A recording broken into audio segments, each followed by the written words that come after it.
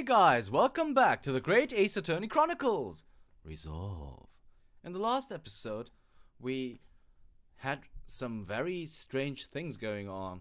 We dragged Gossip back into the witness stand by questioning these two buddies, these two red-headed buddies outside of him. It was really strange, but he's here now, and we already heard the witness testimony. We are about to cross-examine them. So let's just do that. The inspector and the identification revisited. The man who claimed to be an inspector that day was definitely not this man. Hold it! So you say, but how can you be quite so certain? There is no need to hurt your hands on the desk, monsieur. Surely the reason is obvious, no? Because I have never before seen lips like this. Nevertheless, there's a clear red mark around Mr. Gossip's neck. And it looks very much like that left behind on the neck of your colleague by your prized collar. Mon Dieu, with your words, it is like you try to wring my neck. It does look very much like my neck, though, aye? No, this is a birthmark, lad. The biggest lips in London and a neck to die for. Aye, they broke the mold when they made me. For the first time in my life, I feel lucky to have been born with the right hair. And I thought being Japanese made you stand out in London. So you maintain that you've never seen this man before? Oui, c'est ça. I swear to it by the flames of my hair. So fierce pride has outgrown the frustration with your hair now, has it? Is right, see, you think we could forget these grand leaps, huh? Hold it! Well, yes, I don't imagine I'll forget those lips in a hurry, though. That is what I am saying. For some reason, it makes me want to eat. How did Fabien call it? An eclair. You know, I've never seen the hair as black as yours before either. Likewise, I'd never seen red hair like yours until I came to Britain. See, maybe it's a national trait, huh? Maybe all the people from this immense country have a grand lips. No, lad, I was born right here in Fresno Street, and I've never left. Oof, that is the problem, see? So you definitely didn't go to the park on Lime Street that day, Mr. Gossip. Now how many times do you want me to say that? I never leave Fresno Street, alright? I have no interest in any red-headed league. Hold it! So, you'd heard of the Red-Headed League, had you? You don't get a name like Gossip for nothing, huh? It's my business to know what's going off in town. I sold that tasty tippet to a fair few redheads that came past me. Just between us, I even got sandwich to cover up for it. Well, he does have a very red nose if that counts. Who knows? But as you can see, my own hair's not got a hint of red in it. And in any case, Fresno Street's my patch. You won't catch me sidling off to some other part of town. No, sir, not likely. Uh-huh, okay. We're gonna pursue that, of course. Mr. de Rousseau. Oui, can I help you? Did Mr. Gossip's words just now lead you to remember something relevant, perhaps? It was the other day when I was looking for a place near the park, a small house or something. To be the headquarters of your Red-Headed League, yes.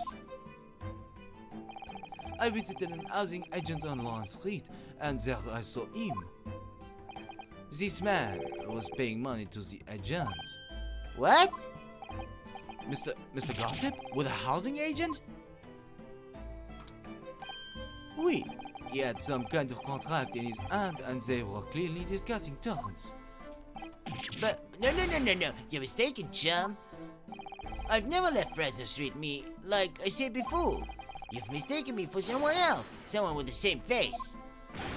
No, the capo is right. I remember it too. He was paying the man with the banknotes. With notes? Like you said, that was me. I was curious if there's a man with the dirty clothes and so much money. So I looked at the name on the papers. And what name was written? Mr. Gossip? No, there's a man, he lies. He tells you that he has no name. But in fact, his name is Hugh Bone. He's better than Mr. Gossip, I think, see? No! I'm a peddler of tidbits and information, like I said, on Fraser Street, that's all. I don't much like folk talking about my personal life. Indeed. And it is not the intention of the court to invade the privacy of witnesses. Very well, I shall respect your wishes, sir. The aforementioned name shall be redacted from all court records of this trial, assuming no objection.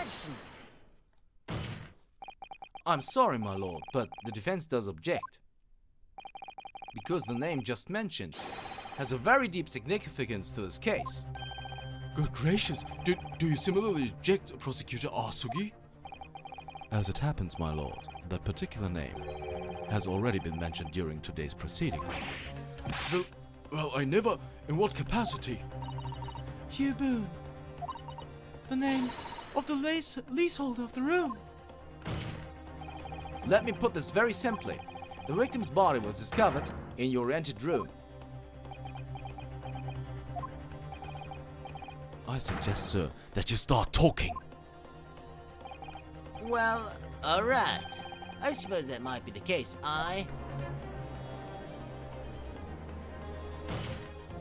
So your real name is Hugh Boone.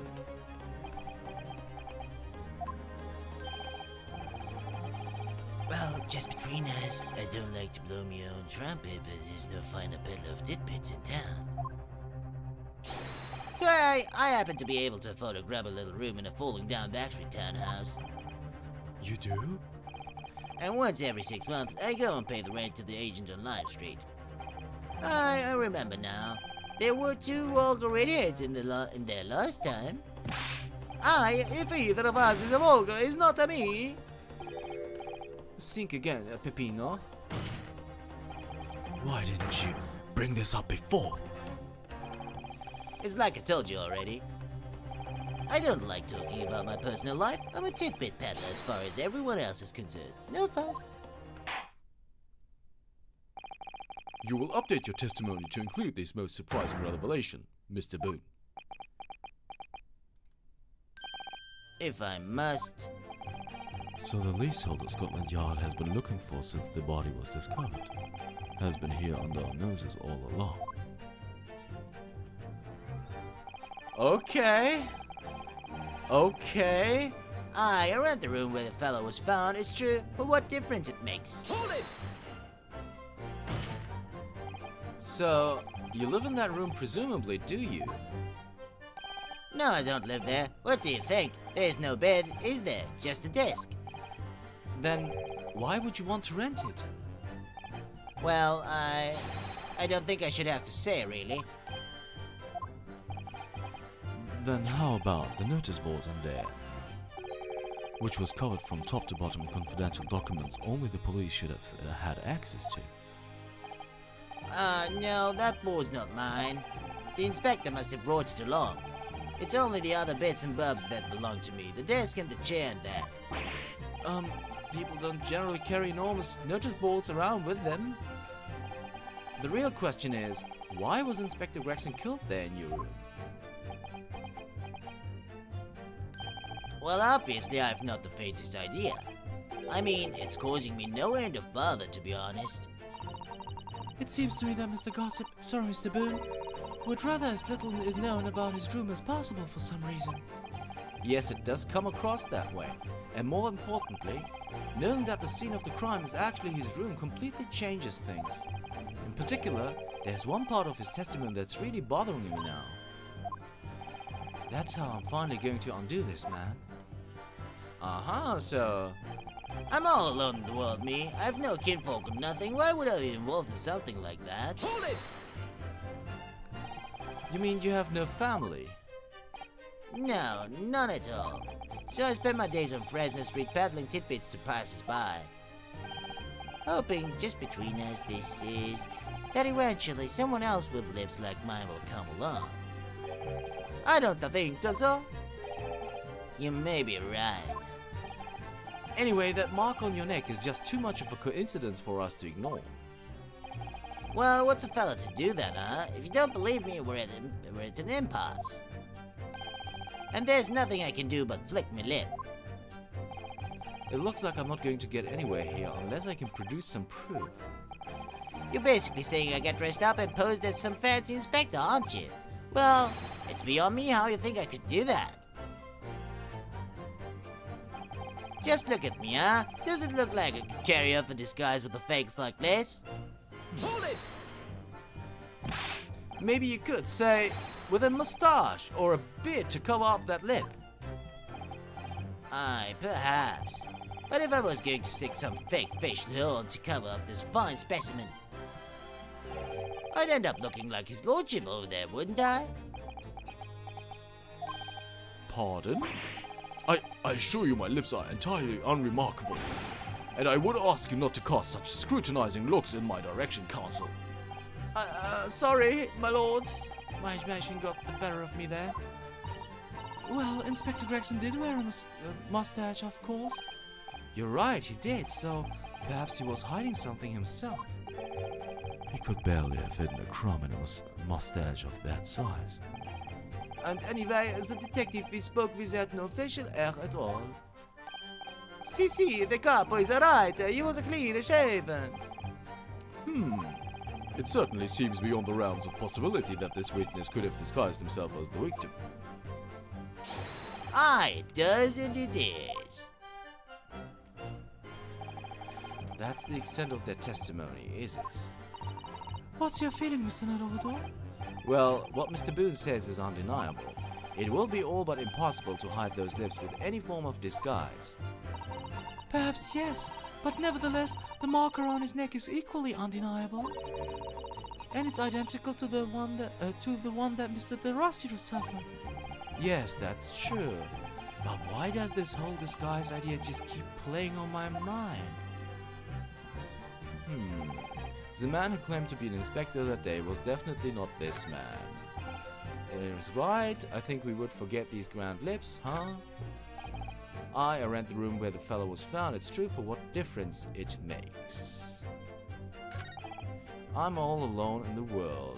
I have no kinfolk or nothing. Why would I be involved in something like that? Just look at me. Does it look like I could carry off a disguise with a face like this?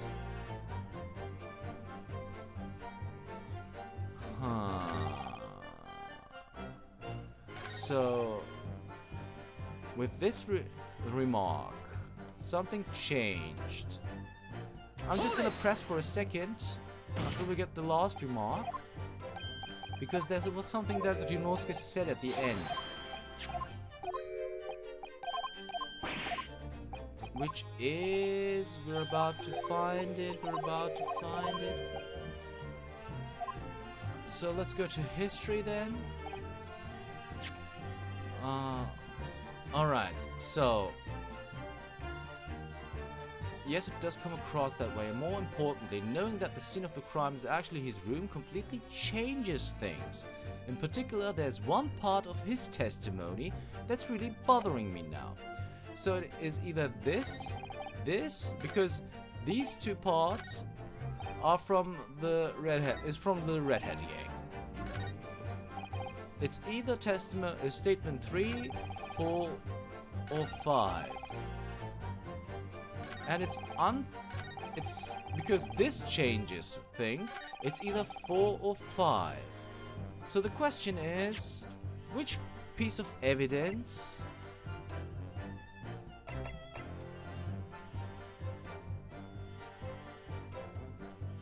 wait a second, is it this then? He says, I'm all alone in the world, me. I have no kinfolk or nothing. Why would I be involved in something like that? And he says that desk is his. And on that desk is Mrs. Vigil's picture. I'm gonna present that here. Oh, it seems to be correct. Okay, if you have no kinfolk, as you put it, then explain why it is that among the sparse furnishings we found this photograph in the room. Ah, I presume, as you've been renting the room, that this photograph belongs to you, does it not? well, Mr. Boone, drop the pretense and tell the court exactly who you really are. I don't know what you mean. I'm a peddler. I keep telling you so. You really don't need to bother with me. Please, just leave it alone. As the man says, leave it alone. Whatever the truth is about his man's life, it has no bearing on this case. Because it's simply not possible that the impersonated Inspector Gregson... Objection. How can you be so sure? Just look at the man. No amount of disguise could ever hide those unmissable features. Objection. But what if we were to look at this the other way around? What do you mean? Yes, counsel, what do you mean? Well, there's no denying that Mr. Boone's lip is very prominent indeed. But consider the possibility that his prominent lip is itself a part of the elaborate disguise. Then hiding that prominent feature, in other words, revealing his true face, would make an utterly impenetrable disguise. Wouldn't you agree, Mr. Hugh Boone? Ah!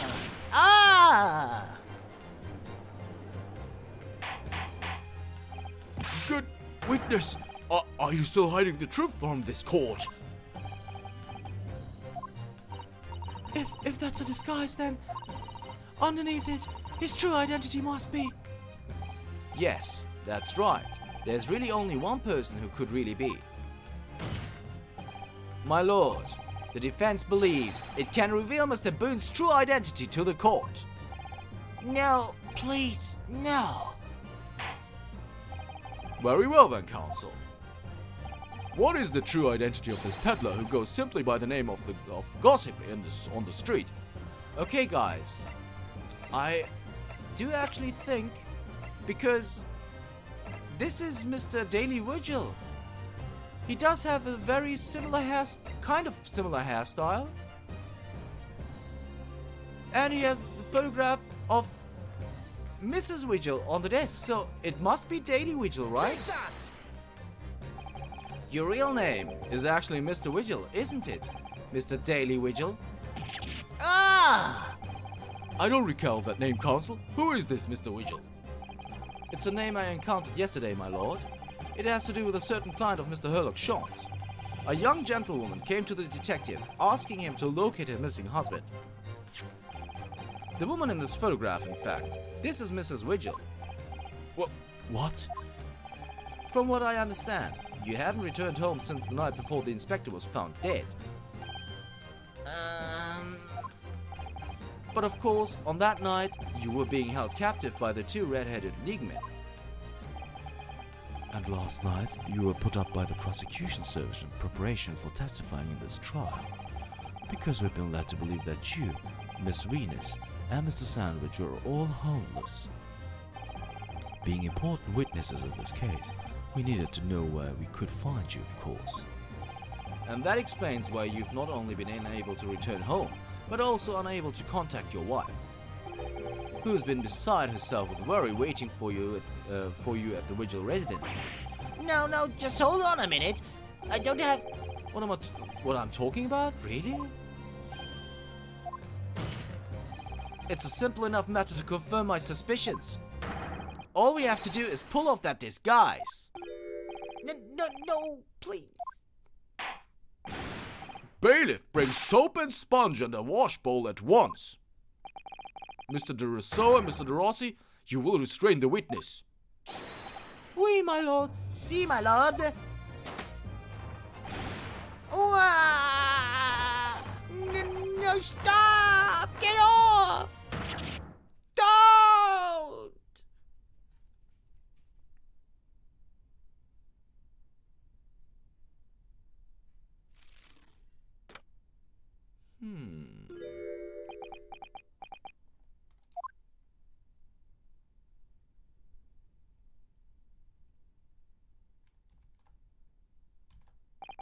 Well, we are now seeing your true features, I presume. Lift your head, sir, so the court can see your face.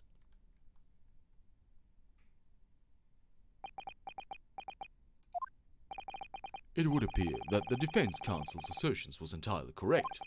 This has all been a very elaborate deception. So, witnesses, tell the court, have you seen this man before? I don't believe it, but... See, there is no question.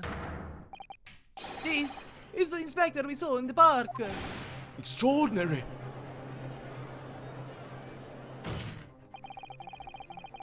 On the day of the Red-Headed League enrollment, the man claiming to be Inspector Gregson who appeared before Mr. de Rousseau and Mr. de Rossi in the park.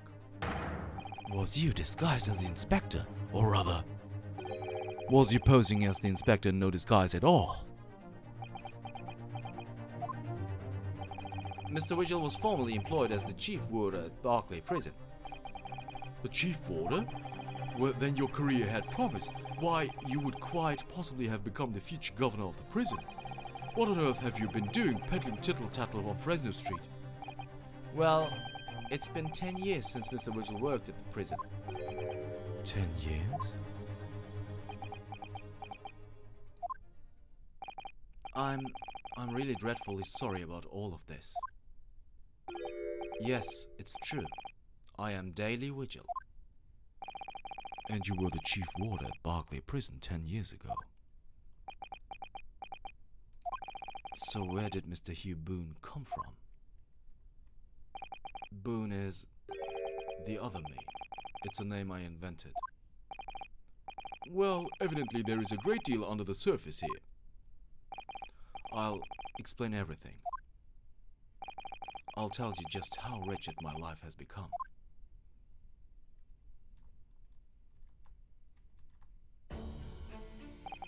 As I say, it was 10 years ago now that my employment as Barclay's chief warder came to an end. Having left the prison service, I searched for some new occupation by which to earn a wage. But times were hard in London, and I found no suitable engagements at all. In desperation one day, I turned my hand at selling wares on Fresno Street. But your wife appears to know nothing of this. She still maintains that you are the chief warder at Barclay Prison. I was utterly determined that my wife should not know of my failings, which is why I've never told her. I opened an account at the bank under the name of Hugh Boone, and I rented the cheapest room I could find on Fresno Street. The scene of the very crime we're investigating. Yes, that's right. A place from which I could emerge every morning at 8 as a squalid peddler, and transform myself back every evening at 5 into a well-dressed man about town, before returning home. That quickly became my daily routine. I was puzzled by the lack of furniture in the room, but that explains it. But why on earth didn't you just tell us this in the first place? I have a wife, sir, and 2 sons, and without wishing to sound self-conceited, they regard me with some pride. I couldn't bring myself to disappoint them. So instead you decided to conceal your occupation from them? Yes. I've made such a terrible mess of everything. Still, one thing doesn't add up. No matter how many tidbits on information you could sell to passing gentlemen, even at 6p apiece, you couldn't hope to match the salary you must have commanded as chief warder at the prison. Very true. To have kept your family in comfort, despite 10 years of somewhat misbegotten employment.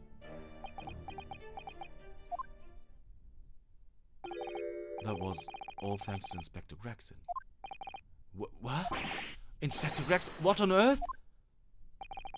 It was some years after I'd invented Boone and begun my other life as a street seller. He, the inspector, that is, recognized me one day. Do you mean to say the victim was an acquaintance of yours? I knew him from my time working at the prison. When he saw what I'd become, he was deeply troubled for me and my family. And from that day forward, he visited me on Fresno Street with increasing regularity. Then one day, he asked me if I would carry out a secret assignment for him. A secret? What was it? I was to impersonate the inspector. What? Impersonate him? We always met in that little room so the inspector could brief me. Visit Archie's tomorrow. Take a statement from the proprietress. It was always something along those lines.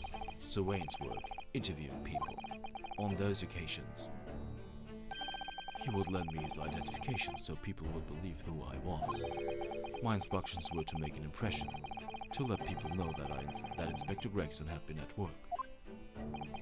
And for those services, he compensated me financially. At Scotland Yard, Inspector willingly relinquished his identification into your care with intent to deceive. That, as I'm sure I need not to point out, is a very serious criminal offense. But why? What was the point of you impersonating him? I truthfully do not know. All I can say is that the inspector warned me on numerous occasions. Now remember, Vigil, I need your solemn word. You don't blab about this to anyone, alright? Ever. Even if I end up a croaker.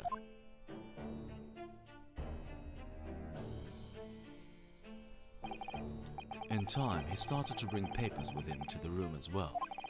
It became something of a second office for him. So, in fact, the person who declared himself to be Inspector Gregson at the park on Lime Street was really... Yes, it was me, acting on the inspector's orders. As usual, I removed my boon disguise, and then went, as instructed, to the park, armed with the inspector's identification book. It never occurred to me that the bruise on my neck might give me away. Wow. What is going on? Okay, guys. Wow.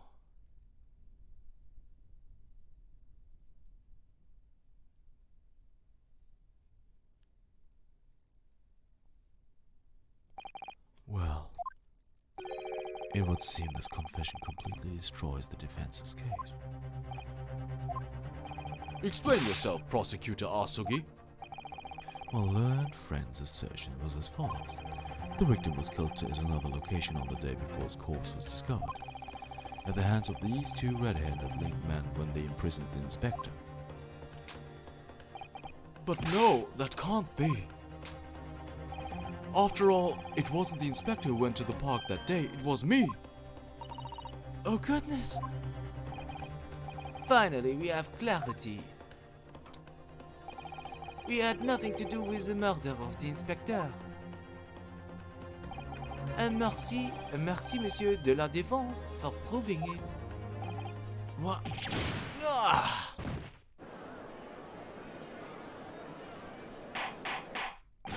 Order, order, order! Indeed, it would appear that we have reached a de facto conclusion of sorts. These witnesses had no involvement in the murder of the victim, as proven, somewhat ironically, by the defense. I hereby call an end to the cross-examination. Hold it!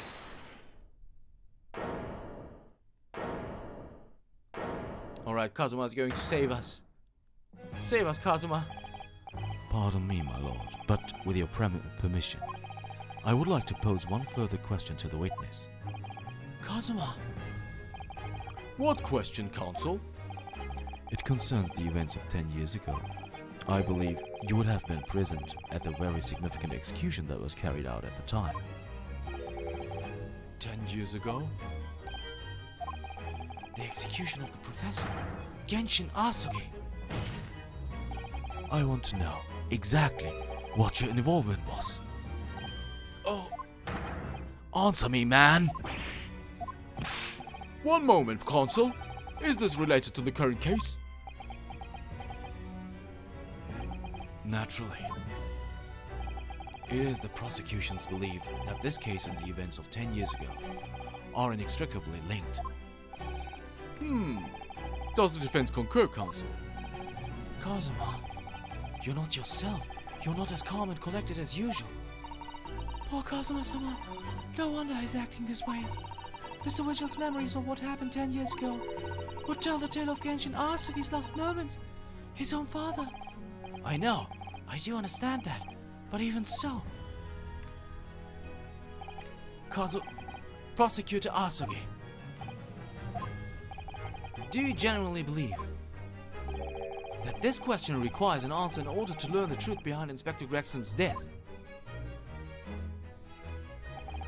I need you to trust me. Please. Very well. Then the defense has no objection. I see. In that case, you will answer the question, witness. The truth is, I remember very little of that time. You've forgotten? I'm sorry to say yes. As I said, I resigned from my role at the prison 10 years ago. But for some peculiar reason, my memory of the events leading up to that moment is extremely hazy. Does that not strike you as strange, Mr. Naruto? Sorry? Well, 10 years is a long time. But you have forgotten the reason why you left such an important job. Yes, you're right. And not only that. Mr. Vigil's claim contradicts what we already know. Yes, it does, because he was fired. The human spirit is a fragile thing. It's broken all too easily. Which is why we have a tendency to wrap it up for protection. Sorry? The human spirit? I'm afraid I don't understand what you mean. When we experience pain and suffering that we feel unable to bear, we block it out, obliterate it from our memories, seal it away. But it never truly leaves us. If the seal is broken, the memories resurface. And when they do, the fragile spirit may finally be crushed. But I really don't... Kazuma-sama. But if it must be crushed, then so be it. Because the truth will not stay buried. It's coming out, one way or another. Right. Now I understand. It's clear what his intentions are. He means to expose the truth at any cost. Perhaps if I pointed out the contradiction in what Mr. Vigil claimed earlier, it might cause some crucial memories to return to him. But should I? Should I present the evidence or not? Yeah, we're gonna do it. I have no idea how this is going to go, but this is a court of law, and I have a duty to pursue the truth. Mr. Vigil, I'd like you to look at this. Evidence that clearly contradicts your version of events. And it's the dismissal note. I know it's the dismissal note. Where is it? There we go. The harsh reprimand incurred by Mr. Vigil 10 years ago that resulted in him losing his job as chief warder of Barclay, blah blah blah, relieved of his post. So he didn't go willingly, he was fired. Take that! Just a few moments ago, you made the following statement. I resigned from my role at the prison 10 years ago. Well, yes. In other words, you claim to have left the post of chief warder of your own volition. Well, yes, of course. Why? Tell me, do you remember seeing this document before? No, I don't. This is a dismissal notice ordering the immediate termination of a prison staff member's employment. A dismissal notice? And the name on the notice is yours, Mr. Vigil. What? It's mine? So you didn't resign from the prison service at all? For some reason, you were dismissed as chief warder from Barclay. No, there's been some mistake. I'm sure I tendered my resignation. This dismissal notice is nonsense. Isn't it? If you were forcibly dismissed, there must have been good reason. Clearly, you did something. Mr. Vigil, it's time to break the seal and have you remember.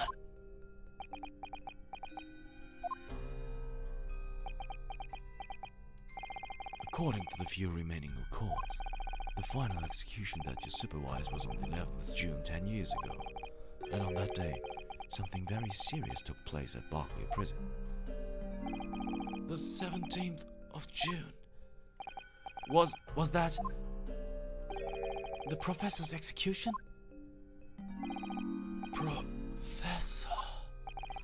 As you were the chief warder at the time, it stands to reason that you would have been present throughout the proceedings.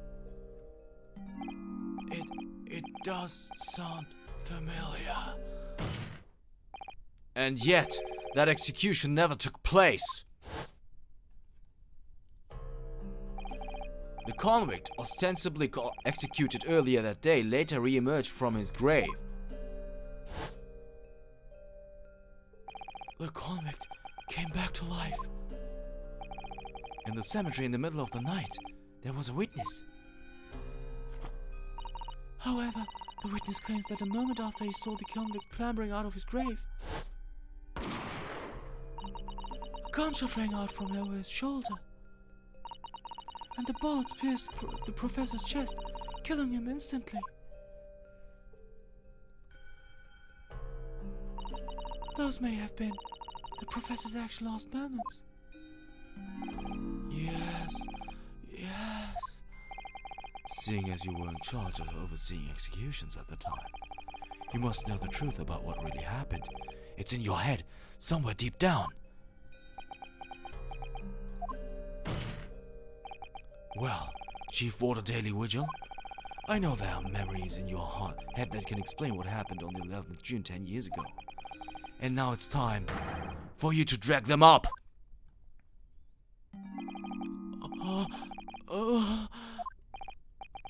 Mr. Vigil.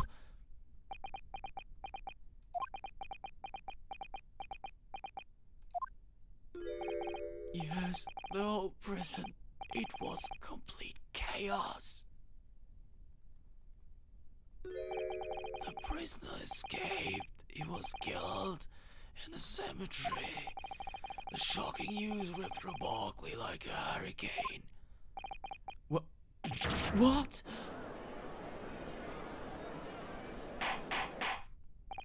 Oh, order! Do you mean to say, Mr. Vigil, that your memories of the time have returned? My head, it's like some floodgates have been opened. The images, the screams. Oh my goodness. The papers. There were reports, articles about a man who'd seen a ghost. Yes, Enoch Drebber.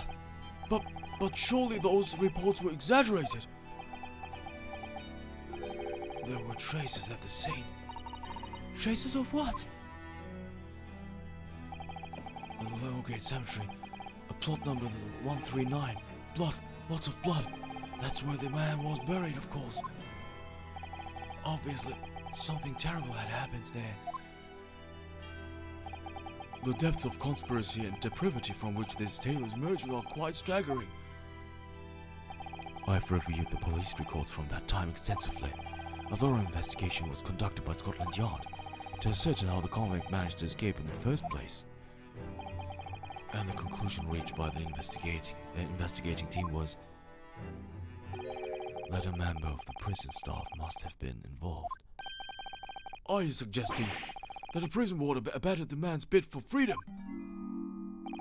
Yes, and I was suspected of doing it, of using that mass murderous execution as a way to help him escape. You did what? I remember now. The horror of it all is coming back to me.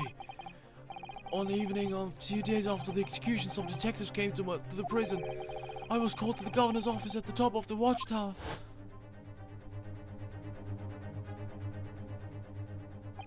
I'm sorry, Daly. This is a serious business, but I cannot help you now. As chief warder, you were responsible for overseeing the execution of all, eh? Well, it seems the fellows at Scotland Yard want to have a few views with you, Birdie. You better pack your things, laddie. You're to attend in person. As soon as he told me that, my mind just went completely blank. And the next thing I knew, the professor, the most hated killer in our country's history. And I let him escape. I'm finished. My life is over.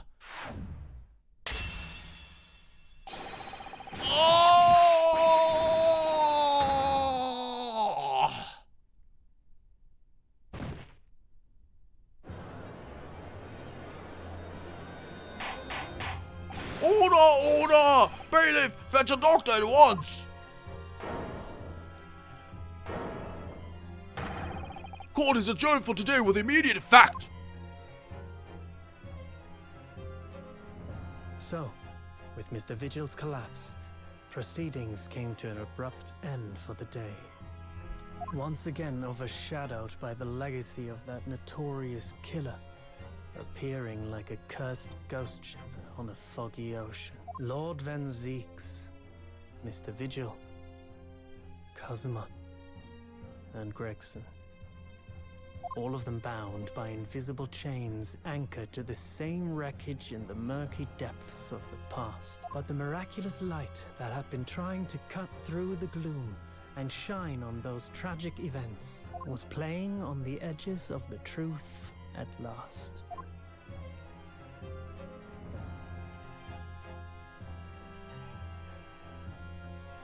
Oh, okay, it's not even over. So we do have a second day of investigation and trial.